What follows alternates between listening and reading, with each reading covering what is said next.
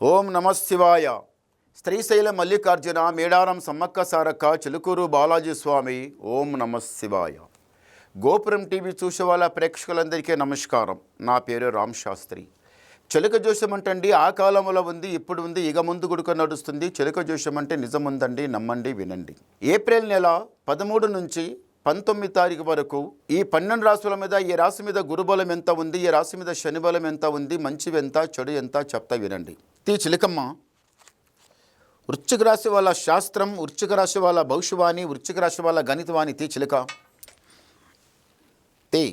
వృశ్చిక రాశి వాళ్ళ జ్యోతిష్, వృశ్చిక రాశి వాళ్ళ భవిష్యవాణి. వావ్. వృశ్చిక రాశి వాళ్ళకి సాక్షంగా బాసరా సరస్వతి. బాసరా సరస్వతి అంటే 12 జ్యోతిర్లింగాలు, 18 శక్తిపీఠాలంటే బాసరా సరస్వతి లాస్ట్ శక్తిపీఠం. ఫస్ట్ శక్తిపీఠం ఎక్కడ? శాంకరదేవి శ్రీలంక. సెకండ్ శక్తిపీఠం కంచి. మూడో శక్తిపీఠం శుంకులాదేవి, చాముండేశ్వరి, జోగులంబ, బ్రహ్మరంబ, కొల్లాపురి మహాలక్ష్మి, ఏకవీరిక, ఉజ్జయిని మహాకాళి, పార్వతిక, గిరిజాదేవి, కామరూపిణి, మాణికంబ, మంగళాగౌరి, వైష్ణోదేవి, కాశీ విశాలాక్షి, బాసరా సరస్వతి. అన్ని 12 అమ్మవారు శక్తిపీఠాలు. అయ్యగారితో కలిసి ఉన్న లింగాలు 3. ఒకటి ఉజ్జయిని, ఒకటి కాశీ, ఒకటి శ్రీశైలం. 18 శక్తిపీఠం లోపల అమ్మవారు కలిసి ఉన్నది 3 స్థానాలు. ఒకటి శ్రీశైలం, ఒకటి ఉజ్జయిని, ఒకటి కాశీ. బాసరా సరస్వతి దగ్గర వెళ్ళి అక్కడికి వెళ్ళి అమ్మవారికి నమస్కారం చేసి అక్షరాభిషేకం చేసుకుని వస్తే పిల్లలకి చదువులో బాగుంటుంది, ఆరోగ్యంలో బాగుంటుంది, తిన్నాన్నం పైకి పడుతుంది, మైండ్ షాప్ ఉంటుంది, చాలా బాగుంటుంది. తప్పనిసరిగా వెళ్ళాలి, అక్షరాభిషేకం చేసుకొని రావాలి. బాసరా సరస్వతి ఆమె శక్తిపీఠం. గోదావరి నది తీరాన వెళ్ళి రావాలి. ఈ రాశి వాళ్ళకి, వృశ్చిక రాశి వాళ్ళకి కోపం కొంచెం ఎక్కువ వచ్చిందనుకోండి. కోపం దబ ఇంట్లో ఎట్లంటే ఎట్లా అరవడం, కోపంతో బయటికి వెళ్ళిపోవడం, హామంటే ఊమంటే ఏ చల్ జావ్ అని ఇంట్లోకి వెళ్ళి కోపంతో బయటికి వెళ్ళడం. అక్కడికి వెళ్ళి ఏం చేయాలి? మళ్ళీ కోపంతో వెళ్ళిన తర్వాత అప్పుడు కోపమే ఉంటుంది. పని దగ్గర వెళ్ళిన తర్వాత పని వాళ్ళు ఉంటారు, చేతి కిందనే ఉంటారు, చేసే పని వాళ్ళు కూడా ఉంటారు. ఇంటికాడ కోపంతో వచ్చిన తర్వాత మనసు శాంతం ఉంటుందా? అన్నం తినబుద్ధి కాదు, కోపంతోనే ఉంటారు. పని చేసే వాళ్ళకి ఎట్లంటే వాళ్ళ మీద కూడా అరుస్తే ఏంద్రయ్యా నీదేం కోపం నా మీద అని వాళ్ళు పని వదిలిపెట్టడం, వెళ్ళిపోవడం. మళ్ళీ మాట మీద మాట పెరుగుకుంటా అట్లా చెప్పుకుంటా మళ్ళీ ఇంటికి వచ్చిన తర్వాత మళ్ళీ కోపంతో వెళ్ళి వచ్చినవాడు మళ్ళీ ఇంటికి వచ్చిన తర్వాత శాంతంగా వస్తాడా? ఇంకింత కోపం కొంచెం ఎక్కువ పెట్టుకొని వస్తాడు. భార్య బాధపడడం, పిల్లలు బాధపడడం, ఏంద్రా ఈయన ఇంత మంచిగున్నవాడు, అమ్మాయి అయినా అబ్బాయి అయినా ఎవరైనా వృశ్చిక రాశి వాళ్ళు. అబ్బాయికి చెప్తలేను, అమ్మాయికి ఇద్దరు కలిపి చెప్తున్నా, అమ్మాయి అయినా అబ్బాయి అయినా. వృశ్చిక రాశి వాళ్ళు కోపంతో ఇంట్లో వెళ్ళిపోయిన తర్వాత మళ్ళీ ఇంటికి వచ్చిన తర్వాత శాంతంగా ఉంటారా? ఎట్లంటే అట్లా మాట్లాడడం. కోపం వచ్చిన తర్వాత పెద్ద కనిపించరు, చిన్నలు కనిపించరు, ఎట్లంటే అట్లా మాట్లాడతారు. అది కరెక్ట్ కాదు. మళ్ళీ ఒకటి ఏముందంటే మాత్రం పెద్దల మనసులు బాధపడి అలా కాదమ్మా ఇలా ఉండండి, ఇలా కాదు నాయన ఇలా ఉండండి అని ఓపికతో చెప్తే అట్లా ఉండరు. కోపం తోపం మళ్ళీ ఇంటి లోపల ఎట్లంటే అట్లా అరుస్తే కోపం తిరిగి అది కోపం మీ మీదనే వస్తుంది. మీ మీదనే వచ్చిన తర్వాత కోపం తాపం చాలా మంచిది కాదు. కోపం తన మీదనే తిరిగిందంటే అది బంగారు కీలిచేకమని కడుపులో పెట్టుకుంటే అది కడుపు చేరుతుంది, ప్రాణం తీస్తుంది. కోపం వచ్చిన తర్వాత ఏమవుతుంది? కోపంతో ఏదన్నా చేసుకోవచ్చు. ఇంట్లో కొట్లాడిండి అనుకోండి, అమ్మ నాయన మీద, భార్య బిడ్డల మీద ఎవరైనా కొట్లాడి అంత ఇంత మాట్లాడుకొని అవతల పోవడం, ఏమైనా చేసుకోవడం, ప్రాణం పోగొట్టుకోవడం. చూశారా? ఆ తర్వాత ఎవరు బాధపడాలి? పోయిన వాళ్ళు బాగానే పోతారు, కానీ ఉన్నవాళ్ళు ఎంత బాధపడతారు? ఏమాయరా చెప్పింది ఈయననే కోపం పడి, ఏమనే కోపం పడి ఇంత ఉల్టపల్ట మాట్లాడి 2 రోజులు 3 రోజులు ఇంటి రూపల సదా కిరికిరి అయిపోయి ఇప్పుడు ఆయన ప్రాణమే పాయమని ఎంత బాధపడతారు మీరు?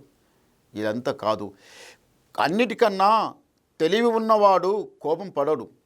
తెలివి ఉన్నవాడు ఇంటి లోపల చిన్నలకి చిన్న, పెద్దలకి పెద్ద, ఎవరికి ఎంత చూడాలనో అలా చూసుకొని నిదానంగా మాట్లాడి ఒక పద్ధతి ప్రకారంగా నడుస్తారు. ఇంటి లోపల కొట్లాడ జగడ కానియకుండా ఇంటి లోపల కొట్లాడుతూ ఉరుకులాడుతూ కోపంతో తాపంతో ఎక్కువ ఉరుకులాడితే సరేనైనా మని మీరు ఓపిక పెట్టి వారి కోపం దిగిపోయిన తర్వాత ఏమమ్మా మరి ఎట్లా మాట్లాడుతున్నావు, ఏం లెక్క మాట్లాడుతున్నావు, ఎందుకు నీకు ఇంత కోపం వస్తుందని అప్పుడు వినిపించి చెప్తారు. అది తెలివిగల పని. ఆ తర్వాత కొట్లాడ కాదు, పంచది కాదు, ఏమీ కాదు, అది ఏమీ కాదు, చాలా బాగుంటుంది. అది కోపం మంచిది కాదండి.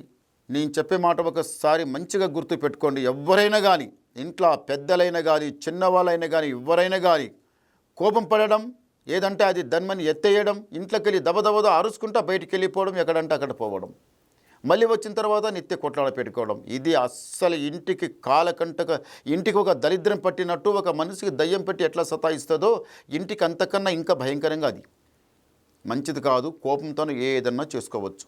సముద్రంలో మునిగి తేలొచ్చు కానీ సంసారంలో మునిగి తేలాలంటే కాదు.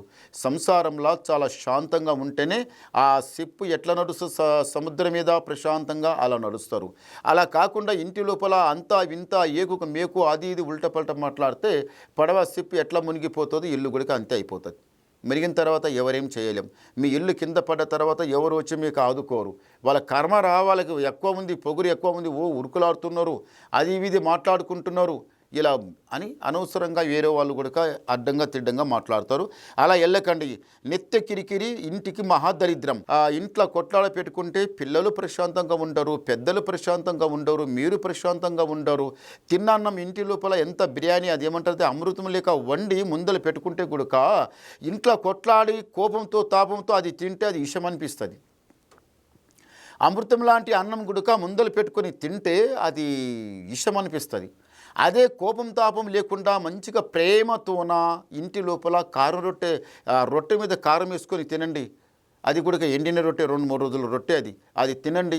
కరం కరం అన్నా కానీ ప్రశాంతంగా అనిపిస్తుంది. చూశారా? కోపంతో తిన్నది ఒక లెక్క ఉంటుంది, కోపం లేకుండా తిన్నది ఒక లెక్క ప్రకారం ఉంటుంది. కోపం పెట్టుకోకండి, అది మహాదరిద్రం, మంచిది కాదు. అది నాశనం చేస్తుంది కానీ మంచి చెయ్యది. ఈ రాశి వాళ్ళు, వృశ్చిక రాశి వాళ్ళు ఇంటి లోపల కళ్యాణం గురించి చేసినాం, ఇల్లు కట్టాలనుకున్నా, లేకపోతే ఇంత ఏదన్నా జాగా భూమి ఏదన్నా అది కరెక్ట్ అవుతుంది. రియల్ ఎస్టేట్ చేసే వాళ్ళకి ఇంకా మంచిగా ఈసారి ఈ రియల్ ఎస్టేట్ చేసే వాళ్ళకి కంపల్సరీగా మంచిగా లాభం అవుతుంది. జాబ్ అని ఇన్ని రోజులు జాబ్ గురించి తిరుగులాడుతున్న, జాబ్ గురించి చూస్తున్న వాళ్ళు ఈసారి జాబ్ పక్క అవుతుంది. ఏదైతే జాబ్ మీరు అనుకొని కూర్చున్నారో ఆ జాబ్ పక్క అవుతుంది. అనుకున్నట్టే అవుతుంది. అనుకున్న జాబ్ అవుతుంది. రాజా బతుకుతారు, సుఖంగా సంతోషంగానే ఉంటారు, పైమెట్లు ఎక్కుతారు, ఏడపైన గారి గెలుస్తారు. తొందరపడకండి, నిదానం చేయండి, చాలా బాగుంటుంది. గవ్వలేద్దాం. ఓం నమః శివాయ. 3 పడ్డాయి, చాలా లక్కీ నంబర్ ఇది. వృశ్చిక రాశి వాళ్ళకి ఆదాయం 11, యాయం 5, రాజపుజఫలం 2, అవమానం 6. అంటే దారిద్ర్య గడియ, దరిద్రం శని 6 ఉన్నది, గురుబలం 11 ఉన్నాడు. అంటే మీరు ప్రయత్నం చేయండి. రాత్రి అనకుండా పగలనకుండా మీరు కష్టం చేయండి. పైసకు పైసా కూడా పెట్టండి. మీకు మంచిగా లాభం జరుగుతుంది. ఈసారి పైమెట్లు ఎక్కుతారు, సుఖంగా సంతోషంగానే ఉంటారు, జయం జరుగుతుంది, రాజా బతుకుతారు. ఇంకా మీకు ఏమన్నా ఒక మనిషి అన్నప్పుడు ఎన్నో సమస్యలు, ఎన్నో 190 ఉంటాయి.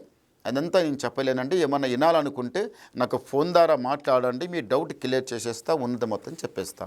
నమస్కారం.